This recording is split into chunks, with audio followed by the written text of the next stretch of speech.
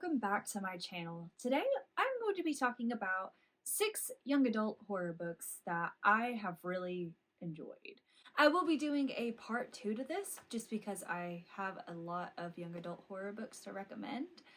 So without further ado, let's get going. So my very first book is a book that I really truly love. I listened to it on audiobook I think like 2 years ago, and it was just so good.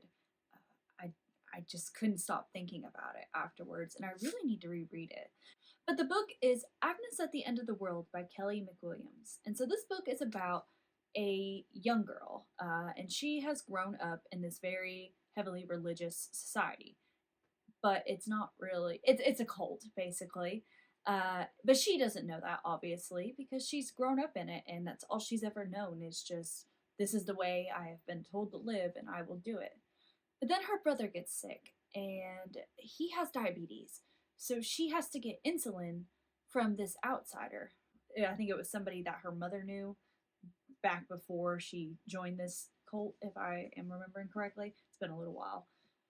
When she starts to see this boy, she starts to question everything that she knows. When things start going bad on the outside, like it's like the apocalypse coming true, the prophet who is overseeing all of this society starts becoming more controlling, and he starts becoming crazier and crazier.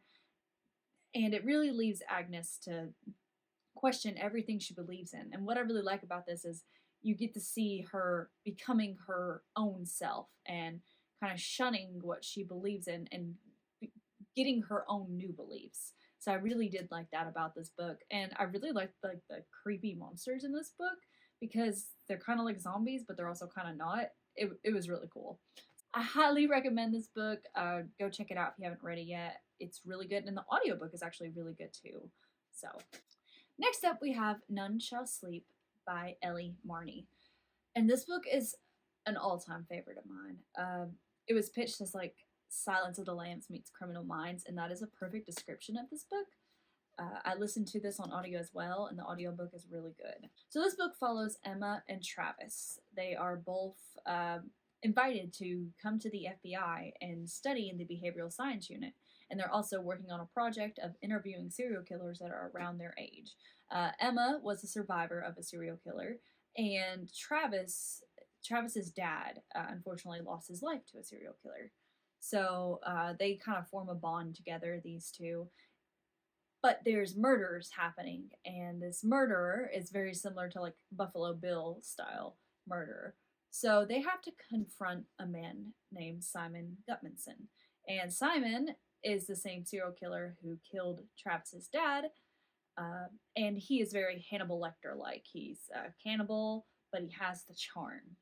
So obviously Travis doesn't really want to talk to him, but Emma decides, if this is the only way we're going to catch this new serial killer, I'll do it. So she talks to him, and of course Simon lays on the charm and digs inside her brain and everything. So it kind of takes that Silence of the Lamb plot from there, but the story itself is very original, and I really liked it. It's a very mature YA book, and it's just a fantastic read. Next, we have Clown on a Cornfield by Adam Cesare, and this book was a blast to read. I actually just read it last month, had a whole bunch of fun with it. It's about a girl and her father, and they recently moved to this town.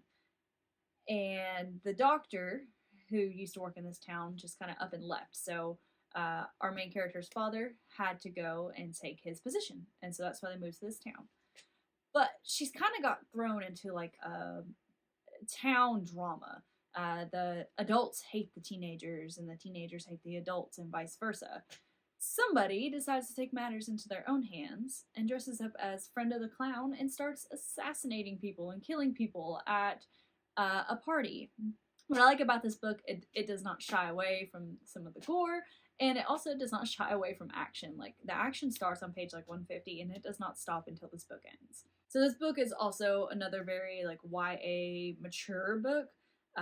It's not really full of too many like young adult tropes. It felt very like it could be easily passed as an adult book if the main character was just a year or two older. There's actually a sequel out for this book, and it apparently takes place on Halloween, so I do want to get to it very soon. But overall, this is a fantastic read. You'll really like it if you enjoy like slashers and survival stories. So, a lot of fun. Next up, we have White Smoke by Tiffany D. Jackson. This book I think is pitched as kind of like Get Out, and I can definitely see some similarities there. We have a family. It's a very blended family. I think the mom and two of the kids are black, and then the dad is white with his white daughter, and they have recently gotten married. So everybody's still kind of new to everybody. Like the kids don't always get along. But one of the parents gets an opportunity to move to this new house for work. The house is super low cost and it will be great for them, a new start. Unfortunately, there's some strange things going on in this house, and not only the house, but the town itself. Like the street that they move onto is kind of like deserted, and all the other houses around are kind of like dilapidated and they're very worn down. So, obviously, that kind of raises a couple red flags. And weird things start happening in the house. Our main character, Marigold, starts hearing like doors opening, creaking on the floorboards. So kind of a typical haunted house, but I will definitely say there are some things that unfold in this book that definitely surprised me, and I really, really like how it was executed. So this book is definitely a 5-star read for me. It's very spooky in its own original way, and everybody will think, something different of it, but I really enjoyed it. And again, this is one that I've listened to on audiobook, and the audiobook is fantastic. Next up, we have Harrow Lake by Kat Ellis. This is another book I've read recently, and I really enjoyed it. It is about a girl, and her father is a cult horror director. And he unfortunately gets stabbed in his apartment, and our main character finds him. So she is sent, while he is healing in the hospital, she's sent to live with her grandmother. While she's living with her grandmother, she slowly starts learning more and more about her mother. So her mother grew up in the town that is actually the center of her father's like first movie.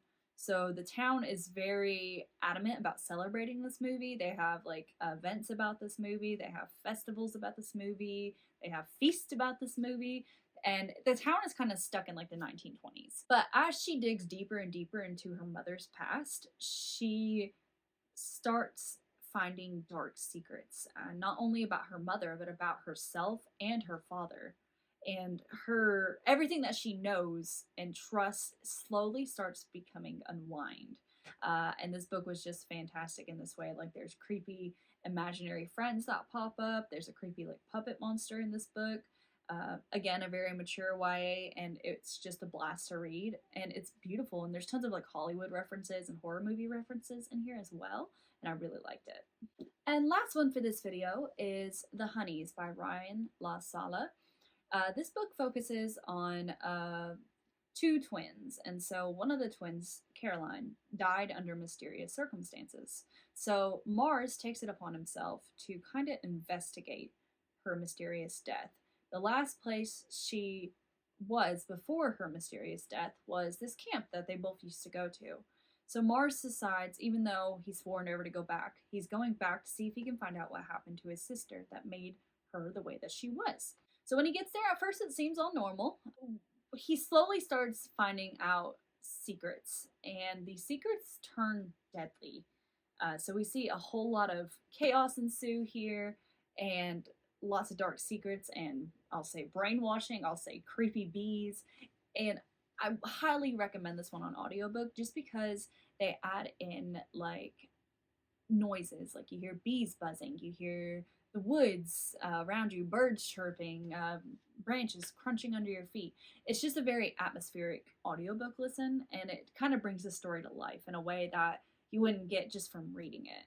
But the book itself is gorgeous, and the inside is also gorgeous as well. So reading it's perfectly fine. I just think that the audiobook just kind of adds some flavor to it. But this book was a blast to read, and I really did like it. I think I gave it like 4 stars. It's a really solid young adult read. Thank thank you so much for watching this video. I hope you found some more books to check out. And if you haven't already, follow me on Instagram. I give constant book recs, like almost on the daily there. So go check that out. And it's at pages_and_ash. And don't forget, if you did enjoy this video, like, subscribe, comment. I'm always looking for more interaction from you guys. It's such a blast to be able to talk to you. And stay tuned for part 2. I look forward to seeing you.